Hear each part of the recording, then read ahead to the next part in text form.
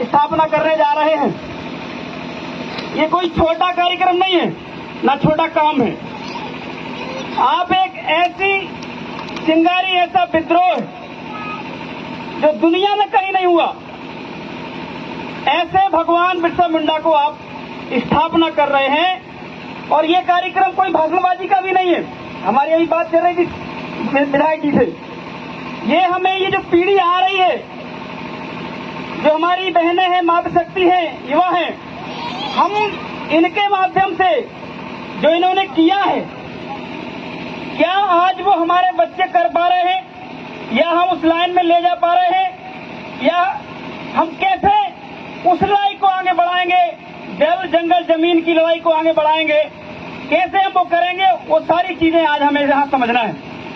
साथियों, बिरसा मुंडा सिर्फ आदिवासियों के नहीं है, ये पूरे भारत और दुनिया के सभी, क्योंकि आदिवासी दुनिया का प्रथम नागरिक है। तो वो एक बात जो कहते हैं, एक तीर एक निशान, आदिवासी एक समान, वो तो ठीक है, लेकिन वो सबके भगवान हैं। धरती आबा बिरसा मुंडा बड़ी बड़ी यूनिवर्सिटी में दुनिया में पढ़ाए जाते हैं। हमारे यहाँ की यूनिवर्सिटी नहीं पढ़ा रही। आप जाइए कोलंबिया यूनिवर्सिटी, बड़ी बड़ी यूनिवर्सिटियों में इनके ऊपर पीएचडी करते हैं, पीएचडी।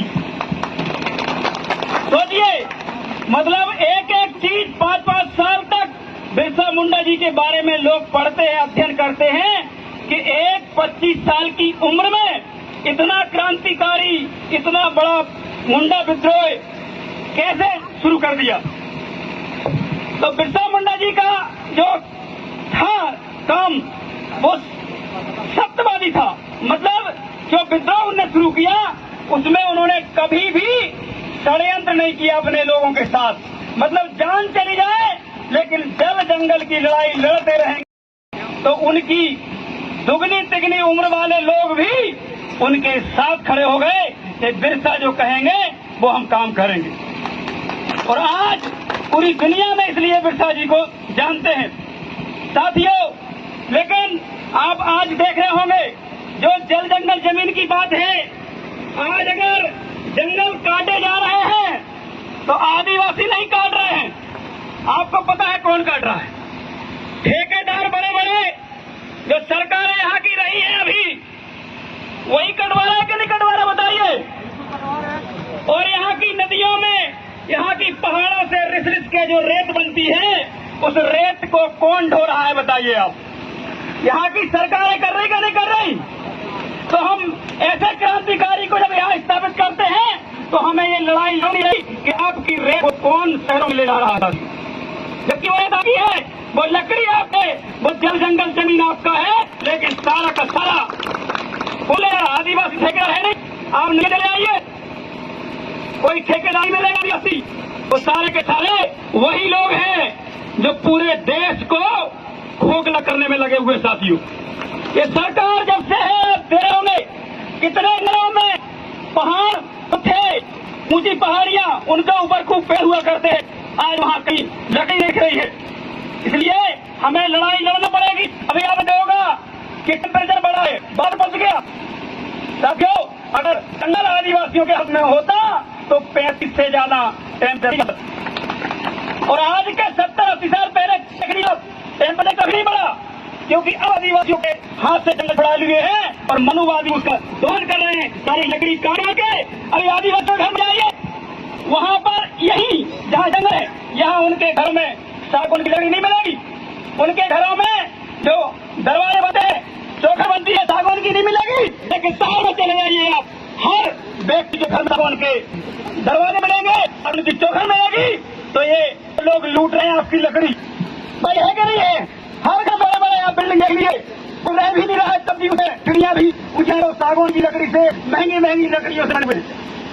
इसलिए हमें सीखना है पसंद कि अगर उन्होंने जब विरोध शुरू किया था, वो आपको रखना है, आपको लकड़ी भी बचानी रहेगी, जंगल जमीन आपको बचाना पड़ेगा, और आपके बच्चों को आपको रखना पड़ेगा। जब जरूरत नहीं है तो लगातार रहते हैं ऐसे लोग। आप अपने बच्चे तैयार करिए, बताइए इनको कि 25 साल होंगे 1990 में, जब इनका 15 नवंबर को होता है 1870 में, 95 से 15 के अंदर जो इन्होंने आंदोलन शुरू किया है, उसमें उन्होंने जीत दर्ज की है और पूरी दुनिया उनको जानती है। इसलिए सभी बचे हैं उनको, और उनको बताएं। सोच लो, एक 25 साल के, अभी आप 25 साल का कोई व्यक्ति होगा, सोचो, उनको जहर देकर धीरे धीरे गए जेल में और मार दिया गया, क्योंकि उन्हें मालूम था अगर बिरसा मुंडा जो उनको केस में थे नहीं, अगर ये बाहर जाके जाकर नहीं पहुंच गए तो इनके साथ देश का आदिवासी, पूरा देश का बहुजन मूल्यवान राज खड़ा हो जाएगा और ये जो खुला से जल्द से जल्द भागना पड़ेगा। इसलिए उन्हें सबका तैयारी की और जलियांवाला बाग से भी भागे। तो छोटा पठार का वाला था, उसे कम से कम 250 आदिवासी समाज के लोगों के ऊपर गोली चलाई जाती, उनको अरेस्ट किया गया तो कम से कम 100 लोग मारे गए। लेकिन वो यहाँ के गद्दार की है, कभी टेस्टों में, कभी किताबों में लेकर नहीं आती।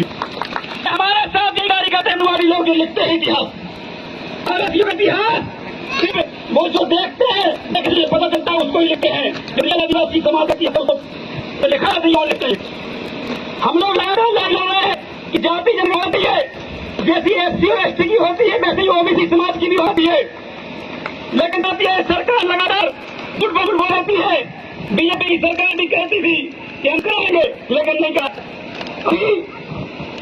वो मुद्दा बैठ के राहुल गांधी जी भी उठाते हैं, लेकिन साथियों इस मुद्दे को अगर हमें कराना सरकारों से तो सड़कों पर हम लड़ना पड़ेगा और हम लोगों को, खासकर आदिवासी समाज के सभी लोगों को हमला करना पड़ेगा। साथियों जो माइनिंग हो रही, हमारे बच्चों पे बैठे हुए हैं, मैं इनसे निवेदन करूंगा कि आप माइनिंग मत होने दीजिए। आने वाले समय में कुछ नहीं देगा, नहीं तो आपकी रेत, आपकी लकड़ी, आपका जल, आप बचाने के लिए यहाँ प्रयास करिए। हम लोग सड़कों पे बड़े आंदोलन करने की तैयारी करेंगे। साथियों को बहुत है उनके बारे में कितना बोलो, लेकिन पूरा नहीं होगा। इसलिए इतनी बात कह के मैं अपनी बात को विराम देता हूँ। जय जोहार, इंकलाब जिंदाबाद, धन्यवाद। जय भीम, जय भूले, जय अवंती। एक बात और कहना चाहूंगा, आप लोगों के बीच में सही वीरांगना रानी अवंतीबाई लोरी हुई, वो भी शादी ही थी, वो भी बलिदान हुआ उनका यहाँ। और मुझे मालूम है कि किताबों में अभी जो बीजेपी के तरफ छुपाया गया उसमें सच्चाई यही बताया गया। उसमें बताया तो अवंतीबाई साहित्य और वीरांगना थी, लेकिन उन्होंने जो रिश्ता आदिवासी रोगियों का था वो छुपा लिया।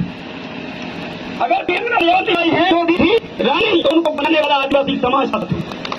ये बात छुपा लिया, लिखनी चाहिए थी, वो लेना चाहिए था कि अवंतीबाई जो थी वो आदिवासी महिलाओं के हकदारों के लिए भी लड़ रही थी, ये भी छुपा लिए साथी। तब जाके आदिवासी समाज के लोगों ने रानी अवंतीबाई को अपनाया। और यहाँ, क्योंकि यहाँ तो इतना बड़ा लोधी नहीं था, यहाँ तो आदिवासी लोग थे, सारे राजाओं ने मिलकर वीरांगना रानी अवंतीबाई लोधी का साथ दिया।